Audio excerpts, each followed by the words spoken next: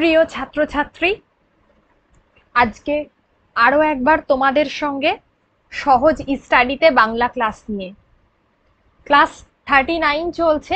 আমরা ইতিমধ্যে বেশ কিছু ক্লাস করেছি, আর আজকে আমরা একটু এমসিকিউর স্বাদটা একটু বদলে ফেলবো। এমসিকিউ থাকবে অবশ্যই, সেটা না করলে হবে না। আজকে আমরা তোমাদের কারক পড়াচ্ছিলাম এর আগে, তো বেশ কয়েকটা কারক আলোচনা করেছিলাম। আজকে আমরা সেরকমই অধিকরণ কারক আর অপাদান কারক এই বিষয়টা নিয়ে একটু আলোচনা করে দেব। চলো তাহলে স্টার্ট করি। ফার্স্ট হচ্ছে অধিকরণ কারক।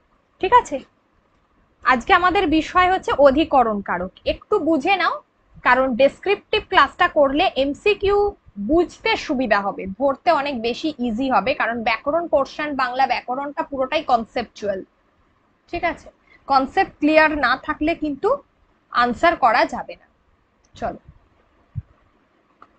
দেখো, অধিকরণ অর্থাৎ আমরা জানি কি, অধিকরণ অর্থে তিনটে বিষয় বোঝায়। একটা হলো স্থান, একটা হলো কাল, একটা হচ্ছে বিষয়।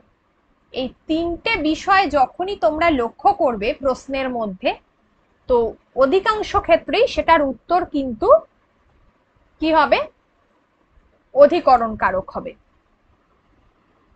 এইভাবে আমরা অধিকরণ করব বলতে আধার। দেখো এখানে বলেছে ক্রিয়ার আধার হলো অধিকরণ, মানে ক্রিয়াটা কোথায় হচ্ছে, কখন হচ্ছে, আর কি বিষয়ের ওপর হচ্ছে। এই যে তিনটে বিষয় দেখো, স্থান, কাল আর বিষয়। ঠিক আছে, এই তিনটে বিষয়ের ওপর ক্রিয়াপদ, যখন ক্রিয়াপদের কোনো প্রশ্ন আমরা করব, ক্রিয়াপদটা কোথায়, কখন, কি বিষয়ের ওপর হচ্ছে, যে উত্তরটা পাবো সেটাই হলো অধিকরণ কারক। যেমন বনে বাঘ থাকে, দেখো বনে, বনে কোথায় থাকে বাঘ, বনে।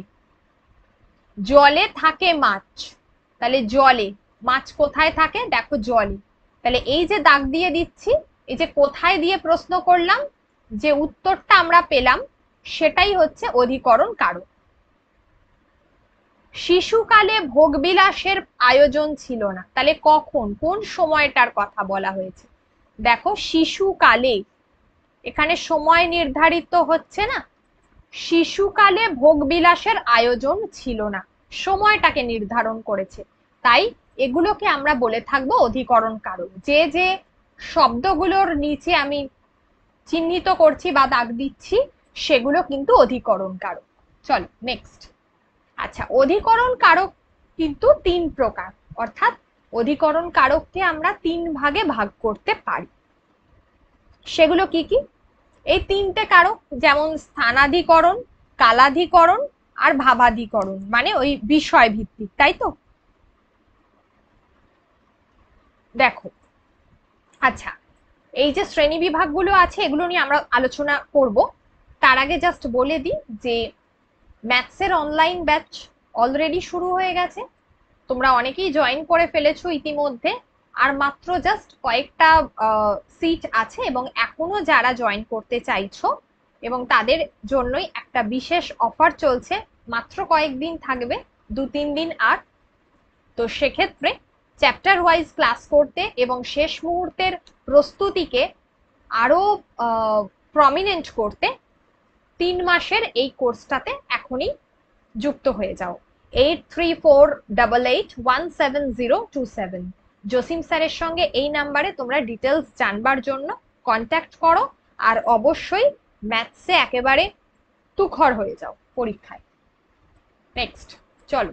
আচ্ছা দেখো, আমরা যে অধিকরণ কারকের শ্রেণী বিভাগগুলো আলোচনা করছিলাম, তো সেটা বলতে গিয়ে বলবো যে যে স্থানে ক্রিয়াটি সম্পন্ন হয় সেই স্থানকে স্থানাধিকরণ কারক বলে। যে স্থানে ক্রিয়াটি সম্পন্ন হয় সেই স্থানকে স্থানাধিকরণ বলা হয়। ঠিক আছে, তো স্থানাধিকরণ, আমরা জায়গার নামটা পড়লাম। এখানে বলছে একটা কি, একটা বলছে একদেশ সূচক, মানে এই যে স্থানাধিকরণ, স্থানটাকে 3 ভাগে ভাগ করা যাচ্ছে।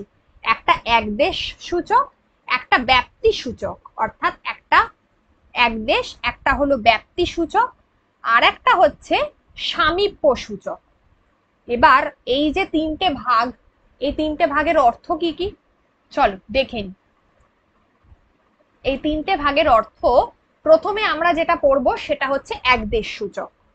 যখন কোনো কিছু সমগ্র স্থান জুড়ে হচ্ছে না, মাত্র কয়েকটা অংশ জুড়ে হচ্ছে। যেমন ধরো আমরা প্রায়শই আকাশে রামধনু দেখতে পাই, কিন্তু আকাশের সমগ্র জুড়ে রামধনু কখনোই দেখা যায় না, কিছুটা অংশে দেখা যায়, তাই তো? তো এই বিষয়টাকে আমরা বলছি কিন্তু এক দেশ সূচক। ধরো আমি বললাম যে জলে কুমির ডাঙায় বাঘ। এই যে এবার জলে কুমির, কুমিরটা কি পুরো জল জুড়ে থাকে? সেটা তো নয়, কিছুটা অংশে আমরা দেখতে পারি। ডাঙায় বাঘ অর্থাৎ বাঘ কিন্তু সমগ্র বনে মানে সব জায়গায় দেখা যায় না, কিছুটা অংশে দেখা যায়। তাহলে এইগুলো হচ্ছে তোমার এক দেশ সূচক। যেমন দেখো জলে কুমির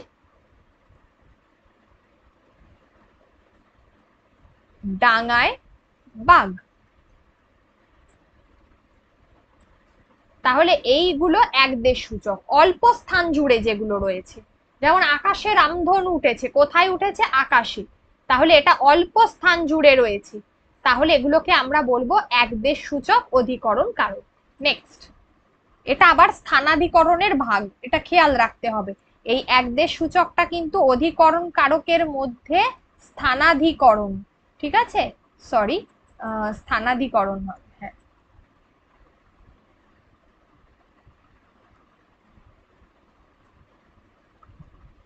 দেখ, তাহলে যেটা বললাম এটা আবার স্থানাধিকরণের একটি ভাগ। চলো নেক্সটটা বলি।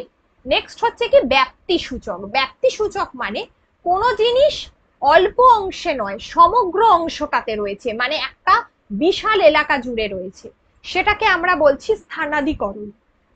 যেমন সমুদ্র জলে লবণ আছে, তুমি যেখানেই সমুদ্রে যাবে সমগ্র সমুদ্রের জলেই তোমরা লবণ পাবে, এটা কোনোদিন চেঞ্জ হয় না। তাই সমুদ্র জলে লবণ আছে, তাই তো? এটা যখনই তুমি যেখানেই সমুদ্রে যাও না কেন, সমুদ্র জল, তাহলে এটা সমগ্র সমুদ্রে আছে। তিলে তেল আছে, মানে তিল থেকে তেলটা হয়, এই সেন্সে বলা হয়েছে। তিল, তিলে তেল আছে, কোথায় আছে? তিলে, ঠিক আছে? তাহলে সমগ্র তিলের মধ্যেই তেল আছে। ফুলে গন্ধ আছে, আমরা 95% ফুলেই দেখি গন্ধ আছে, ঠিক আছে, কয়েকটা ছাড়া। তাই সমগ্র অর্থে বোঝাতে ব্যাপ্তি সূচক হবে। যেমন এইগুলো হলো অনেকটা অংশ জুড়ে যখন হচ্ছে, তাকে আমরা বলছি ব্যাপ্তি সূচক। নেক্সট, সামীপ্য সূচক। সামীপ্য মানে সামনে, নিকটে। যেমন শীতকালে গঙ্গাসাগরে মেলা বসে, মানে বিষয়টা সাগরের তীরে। ত্রিবেণী সঙ্গমে কুম্ভ মেলা হয়, মানে ত্রিবেণী সঙ্গম, এখানে কুম্ভ মেলা হয়, ঠিক আছে? যেখানে ক্রিয়ার আধারকে না বুঝিয়ে নিকটবর্তী স্থানকে বোঝাচ্ছি, তাহলে এটা অবশ্যই উল্লেখ করতে হবে। এখানে ক্রিয়ার আধারকে বোঝায় না, না বুঝিয়ে কি বলছে? নিকটবর্তী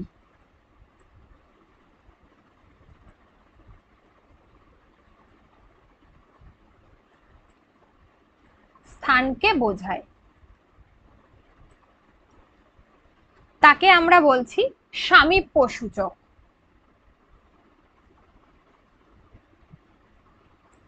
যেমন স্কুলের ফটকে একটি পলাশ গাছ আছে।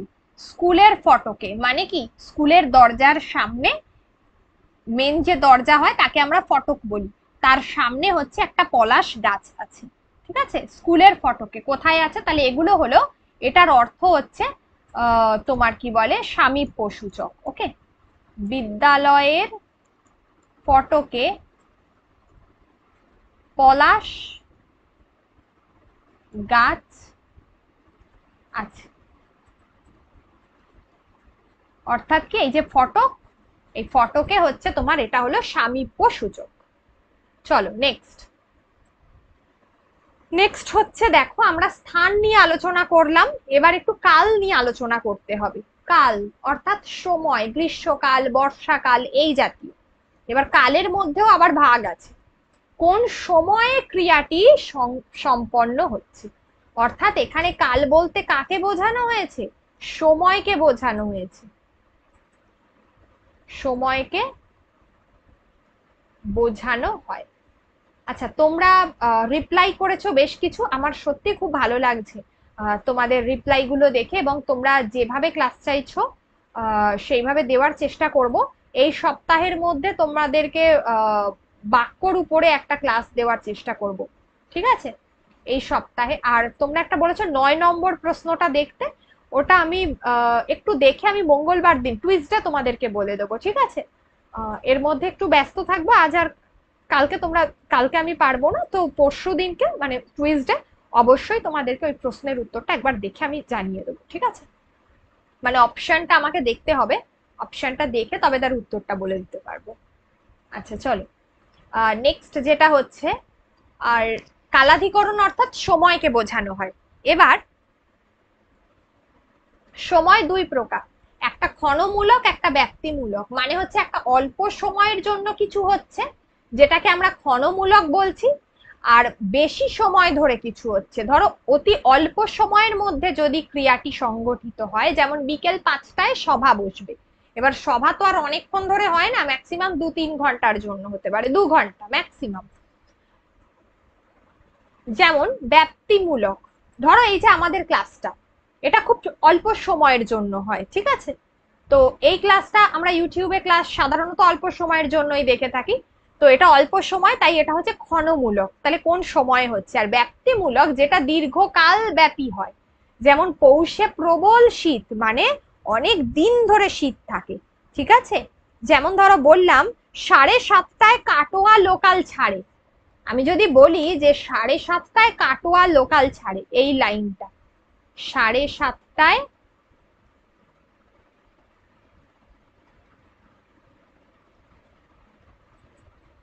কাটোয়া লোকাল ছাড়ে, তাহলে কি হবে? 7:30টায় কাটোয়া লোকাল ছাড়ে, তাহলে এটা হচ্ছে সময়টাকে বুঝিয়ে যে এটা কম সময়ের জন্য, তাহলে এটা হচ্ছে ক্ষণমূলক। আর যদি এটা অনেকক্ষণ হয়, যেমন ধরো আমি বললাম রাত ভোর বৃষ্টি হচ্ছে, অনেকটা সময় ধরে হলো, সারা রাত ধরে বৃষ্টি চলছে, এটা ব্যক্তিমূলক। বা যেটাকে আমরা বলছি, ধরো আমি বললাম বর্ষাকালে বৃষ্টি হচ্ছে, কমছেই না, বর্ষাকালের বৃষ্টি হচ্ছে, কমছেই না, তাহলে এটা হবে ব্যক্তিমূলক, যে সমগ্র বর্ষাকাল জুড়ে বৃষ্টি হচ্ছে। ওকে, যেমন পৌষে প্রবল শীত, দেখো পৌষ, আচ্ছা পৌষের স্পেলিং এ মাথায় চন্দ্রবিন্দু চাঁদ আছে, ওটা কেটে দেবে, ঠিক আছে। পৌষে প্রবল শীত একটা মাসের কথা বলা হয়েছে, এবং সারা মাস জুড়ে দেখবে পৌষ মাঘ দুটো মাস জুড়ে শীত থাকে অনেক দিন ধরে, সেটা হচ্ছে ব্যক্তিমূলক। চলো নেক্সট। আচ্ছা, এবার হলো বিষয়াধিকরণ কারক। বিষয়াধিকরণ কারকটা কি? বিষয়াধিকরণ কারকটা হলো যে, ধরো কোনো বিষয়ে বিষয়ে ক্রিয়াটা অনুষ্ঠিত হচ্ছে, অর্থাৎ আমি বললাম যে অঞ্জনা অঙ্কে খুব পারদর্শী, একটা সেন্টেন্স, ঠিক আছে। অঞ্জনা অঙ্কে খুব পারদর্শী, রাম ব্যাকরণে পণ্ডিত, এই যে বিষয়ের কথা বলছি, এই বিষয়ের কথা হচ্ছে সে লোকগীতিতে প্রথম হয়েছে, এই যে বিষয়ের কথা বলছি, এটা হলো বিষয়াধিকরণ কারক, অর্থাৎ বিষয়াধিকরণ অধিকরণ কারক, তাই তো। আচ্ছা, ধরো এই ক্ষেত্রে আমি বললাম বিষয়াধিকরণের ক্ষেত্রে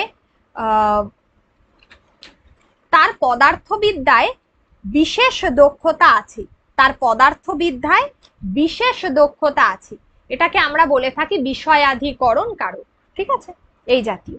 আরেকটা বলবো, যেমন ধরো এটাকে আমরা বলে থাকি ভাবাধিকরণ, ওকে,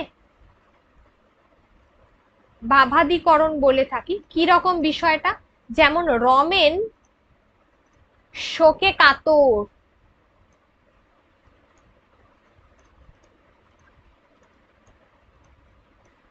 রমেন শোকে কাতর হয়েছে, শোকে, তাহলে এটা তার মধ্যে একটা ভাব, এটা হলো ভাবাদিকরণ, যে ক্রিয়ার দ্বারা ভাবটা স্পষ্ট করা হচ্ছে তাকে আমরা বলছি ভাবাদিকরণ। যেমন সে আনন্দে দুহাত তুলে নাচছে, তাহলে আনন্দে, তার আনন্দের ভাব জেগেছে, তার দ্বারা ক্রিয়াটা সম্পন্ন হচ্ছে, তাই জন্য এই জাতীয় কারককে আমরা ভাবাধিকরণ কারক বলে থাকি। চলো এবারে আমরা, এটাই হলো আমাদের অধিকরণ কারক। অধিকরণ কারকে এর থেকে আর বেশি কিছু নেই, যদি এই নিয়মগুলো প্রত্যেকটা ফলো করো ইজিলি অধিকরণ কারক আনসার করতে পারবে। আর শুধু কারকটা শেষ হয়ে গেলে আমি তোমাদেরকে বিভক্তিটা বলে দেবো, ঠিক আছে? তার মধ্যেখানে আমরা বেশ কিছু আগে এমসিকিউ করবো, নইলে একঘেয়ে লাগে ক্লাসগুলো। আর তোমাদের ক্লাসগুলো খুব ভালো লাগছে, বা তোমরা এই ক্লাসগুলো করে খুব উপকৃত হচ্ছ, সেই জন্য আমারও খুব ভালো লাগছে। তোমরা প্র্যাকটিস করো, ভালো মার্কস পাও, ব্যাস এইটুকুই তোমাদের সকলের কাছ থেকে আমার প্রাপ্য। চলো নেক্সট হচ্ছে অপাদান কারক। অপাদান কারক কি? ধরো কোনো কিছু থেকে কিছু বিচ্যুত হচ্ছে, বিশ্লিষ্ট হচ্ছে, উৎপন্ন হচ্ছে, গৃহীত হচ্ছে, কেউ বিরত থাকছে, অর্থাৎ বিচ্যুত মানে কেউ কোনো কিছু থেকে সে বাদ হয়ে যাচ্ছে। বিশ্লেষণ করছো, তুমি কাউকে ভাঙছো, সেটা বিশ্লিষ্ট হওয়া। তুমি কোনো কিছু থেকে ভয় পেয়েছো, সেটা হলো অপাদান কারক। কোনো কিছু থেকে উৎপন্ন হচ্ছে, ঠিক আছে, গৃহীত করছে, অর্থাৎ কি বিরত থাকছো, তুমি কোনো কাজ থেকে বিরত থাকছো, এই ধরনের যে সেন্স গুলো বোঝায়, কোথা থেকে কিছু ফল পড়ে যাচ্ছে গাছ থেকে, অর্থাৎ বিচ্যুত হচ্ছে, এই যে সেন্স গুলো বোঝায়, তখন কিন্তু অপাদান কারক। এক্ষেত্রে আমাদের কিন্তু অপাদান কারকের এই শর্তগুলো অবশ্য মনে রাখতে হবে, যেমন বিচ্যুত হওয়া, বিশ্লিষ্ট হওয়া, ভীত হওয়া, রক্ষিত হওয়া, উৎপন্ন হওয়া, গৃহীত হওয়া, এইগুলো প্রত্যেকটার আমি একটা করে উদাহরণ তোমাদেরকে বলে দেবো। এটাই হলো অপাদান কারকের শ্রেণী বিভাগ। ওকে, যেমন দেখো তিল থেকে তাল হয়, এই সরি তেল হয়। তিল থেকে মানে তিলের মধ্যে দেখো তিলে তৈল হয়, আগেরটা আমরা দেখেছিলাম, ওটা কোথায়? আর এটা হচ্ছে তিল থেকে তেল হয়, মানে তিল থেকে তেলটা বেরিয়ে আসে। গাছ থেকে ফলটি পড়লো মানে বিচ্যুত হলো, ঠিক আছে। বাদল মেঘে বৃষ্টি হয়, অনেক সময় থেকে শব্দটা থাকবে না, বাদল মেঘের দ্বারা মানে বাদল মেঘ থেকে বৃষ্টি হচ্ছে, তাহলে এটা হলো অপাদান কারক। ওকে, এবারে আমরা ভাগগুলো দেখি, তাহলে বুঝতে পারবো শ্রেণী বিভাগগুলো। চলো, নানা প্রকার অপাদান কারক। যেমন প্রথমটাই হচ্ছে স্থানবাচক। কিভাবে? না, বাক্স থেকে টাকা বের করো, বলছে বাক্স থেকে টাকাটা বের করো, কোথা থেকে? বাক্স থেকে। এখান থেকে ধরো আরেকটা আমি সাপোজ বলছি, যেমন এই বাক্স থেকে, এটা বোঝালে হচ্ছে। এখানে আরেকটা ধরো আমি উদাহরণ দিচ্ছি, ঘর থেকে বেরিয়েও না, বৃষ্টি আসবে। ঘর থেকে বেরিয়েও না, তার মানে কোনো একটা স্থান থেকে তোমাকে বেরোতে বারণ করছে, কোনো একটা স্থান থেকে তোমাকে বেরোতে বারণ করছে, ঠিক আছে। ঘর থেকে বেরিয়েও না, বৃষ্টি আসবে, তাহলে তোমাকে ঘর থেকে বেরোতে বারণ করছে, একটা স্থান বোঝাচ্ছে, তাই জন্য এটা আধারবাচক অপাদান কারক। নেক্সট দেখো কালবাচক। বৈশাখ মাসে ঝড় হয়, বা ধরো আমি এটা বললাম গত 7 দিন থেকে সে অফিস যায়নি, গত 7 দিন থেকে সে অফিস যায়নি, একটা কাল বোঝাচ্ছে, একটা সময়কে নির্দেশ করছে, ঠিক আছে। অনেক সময় এগুলোর সঙ্গে অধিকরণ কারক গুলিয়ে যায়, কিন্তু গুলোলে হবে না, কারণ অধিকরণ কারক একটা নির্দিষ্ট সময়কে নির্দিষ্ট করেই বোঝাচ্ছে, ঠিক আছে। কিন্তু এখানে বলছে 7 দিন থেকে, দেখো থেকে শব্দটা দিয়েছে, কালবাচক থেকে শব্দটা দিয়েছে, তাই জন্য এই ক্ষেত্রে এটা অপাদান কারক হবে। নেক্সট দেখো দূরত্ববাচক। স্টেশন থেকে মামার বাড়ি 5 মিনিট 5-এর পথ, স্টেশন থেকে আমার মামার বাড়ি মিনিট 5-এর পথ, অর্থাৎ তুমি দূরত্বটাকে নির্দেশ করছো। মালদা থেকে দিল্লি অনেক দূরের পথ, তুমি একটা জায়গা থেকে আরেকটা জায়গার দূরত্ব মেনশন করছো, ঠিক আছে। স্টেশন থেকে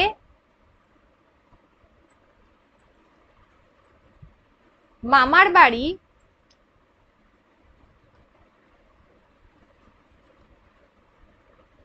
5 মিনিট,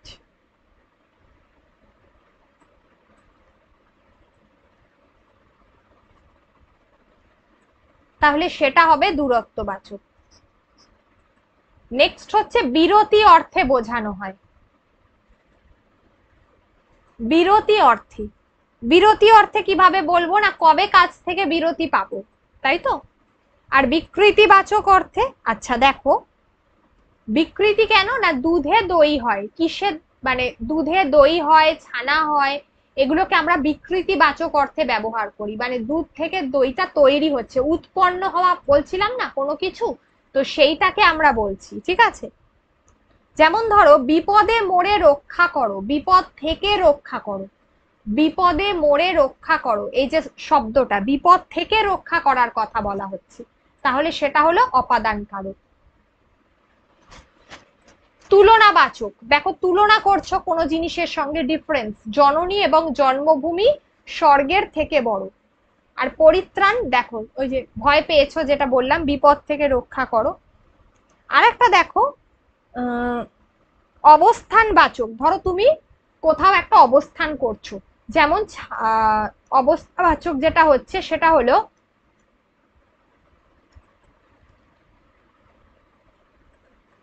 ছেলেটি বা মেয়েটি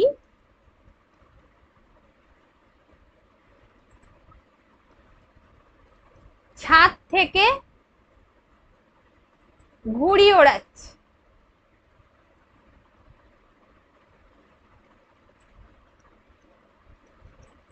ঠিক আছে, এই যে ছাদের ওপরে অবস্থান করছে, এটাকে আমরা বলছি অবস্থান বাচক। ওকে, তাহলে এগুলো বুঝলে সব সময় সেটা অপাদান কারক হবে। যখনই দেখবে প্রশ্নের মধ্যে এই সেন্স গুলো তোমাকে নিয়ে আসতে হবে, যে কোনটা তুলনাবাচক, কোনটা পরিত্রাণবাচক, বারবার পড়তে হবে। কালবাচক, দূরত্ববাচক বাক্যগুলো মনে রাখতে হবে উদাহরণ সমেত। যদি কোনো অসুবিধা হয় অবশ্যই আমাকে কমেন্ট সেকশনে কমেন্টস করে আবার ফার্দার জিজ্ঞাসা করতে পারো, আমি বলে দেবো, ঠিক আছে। আচ্ছা চলো, এবার এই গেল তোমাদের অধিকরণ কারক আর তোমার কি বলে, অধিকরণ কারক আর হচ্ছে অপাদান কারকের মধ্যে ডিফারেন্স, এটা তো আমি বললাম। এবার যেটা বলবো সেটা হচ্ছে যে, যেমন ধরো বলছি যে পাপে বিরত হও, এই যে সেন্টেন্সটা বলেছে পাপে বিরত হও, অর্থাৎ কি, পাপ থেকে বিরত হও, তাই তো, এটা হলো অপাদান কারক।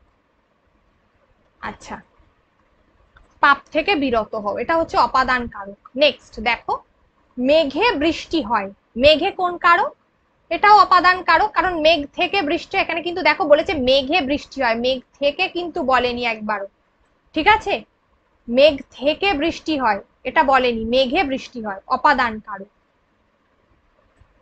নেক্সট হচ্ছে তিলে তৈল হয়, তিলে তৈল হয় হচ্ছে এখানে তিল কোন কারক, অপাদান কারক।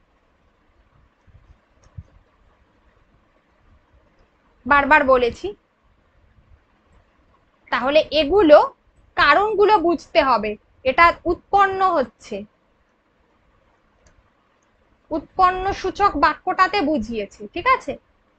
আর সামীপ্য অর্থে কোন অধিকরণ কারক হবে, আচ্ছা সামীপ্য একটু আগেই পড়িয়েছি তোমাদেরকে, মনে পড়ছে সামীপ্য অর্থে কোন অধিকরণ কারক হয়, সামীপ্য অর্থে কোন অধিকরণ কারক হয়, দেখো এখানে কি বলেছে, ঐকদেশিক অভিব্যাপক, মানে ঐকদেশিক মানে একদেশিক অল্প জায়গা, অভিব্যাপক মানে অনেকটা বড়, বৈষয়িক মানে বিষয় হবে না, তাহলে বিষয় তো কোনো সময়ের জন্য হয় না।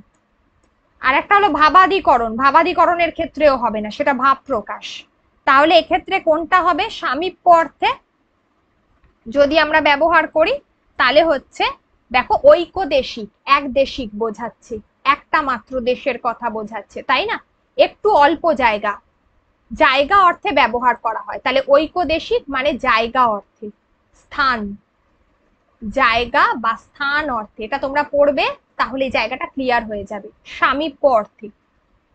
আচ্ছা নেক্সট, রাজার দুয়ারে হাতি বাঁধা, এখানে দুয়ারে অর্থে কোন ঐকদেশিক, রাজার দুয়ারে মানে দুয়ারের সামনে হয়, তাই তো। দেখো বিপসা মানে কি, দেখো সামীপ্য মানে তো এখানে এটা উত্তর অবশ্যই এ হবে, পাঁচেরটা এ হবে নিঃসন্দেহে উত্তর, ঠিক আছে। কিন্তু বিপসা কথার অর্থ কি, বিপসা কথার অর্থ বারবার, এখানে সেটা নেই তাই হবে না। পর্যন্ত মানে তোমরা জানো, অতিক্রান্ত মানেও তোমরা জানো কোনো কিছু দূরত্ব অতিক্রান্ত করেছে, সেটা হবে না। তাহলে সামীপ্য মানে রাজার দুয়ারের সামনে হাতিটা বাঁধা আছে, দরজার সামনে।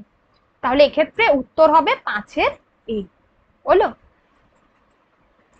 আচ্ছা, আগের দিন একটা প্রশ্ন দিয়েছিলাম, হরিদস্য আর হরিতাস্য, এই শব্দ দুটোর অর্থ হলো, হরিদস্য মানে হচ্ছে সূর্য, হরিদস্য হচ্ছে সূর্য, আর হরিতাস্য মানে হচ্ছে মকরত মণি। এটা খেয়াল রেখো। এক্ষেত্রে উত্তর হবে 1-এর ডি। ওকে, হরিদস্য মিন্স হচ্ছে সূর্য, হরিতাস্য মানে মকরত মণি। আচ্ছা, লজ্জা নারীর ভূষণ, লজ্জা কি? নারীর ভূষণ। এটা কি ধরনের বিশেষ্য হবে? সংজ্ঞাবাচক হবে না, কারণ নাম নেই। শ্রেণীবাচকও হবে না, সমষ্টিবাচক হবে না। লজ্জা একটা ভাব, তাই তো মেয়েদের? তাহলে এটা হচ্ছে লজ্জা, তাহলে এটা হলো ভাববাচক বিশেষ্য। তাহলে 2-এর হলো ডি আনসার। আজকে আমি এই কোয়েশ্চেনটা দিয়েছি, এটা খুব মজার একটা প্রশ্ন। জনৈক এর সঠিক ব্যাসবাক্য কি হবে? অপশন এ, এক যে জন। অপশন বি, জন যে এক। সি, এক এবং জন। এবং ডি, একজন পর্যন্ত। এটা তোমরা আমাকে নেক্সট দিনকে অবশ্যই জানাবে। ওকে, চলো তাহলে সকলে খুব ভালো থাকো, কাল আবার দেখা হচ্ছে। আর থ্যাংক ইউ। আর আমি তোমাদের অবশ্যই, তোমরা কমেন্ট সেকশনে কমেন্টস করো যে তোমরা কি ধরনের ক্লাস চাইছো, আমি দিতে চেষ্টা করব। সব ক্লাসগুলোই পরপর, একটু ওয়েট করবে এবং ক্লাসগুলো দেখতে থাকবে, ঠিক আছে? আর অবশ্যই ক্লাস ভালো লাগলে, যারা আজকে নতুন দেখছো তাদের জন্য বলছি, চ্যানেলটাকে সাবস্ক্রাইব করে রেখো। তোমাদের ডেসক্রিপশন বক্সে যে টেলিগ্রামের লিংক যাচ্ছে, সেখানে আরো সমস্ত কিছু নোটস পেতে, আপডেট পেতে ক্লাসের, টেলিগ্রাম গ্রুপে অবশ্যই যুক্ত হও। চলো, গুড নাইট।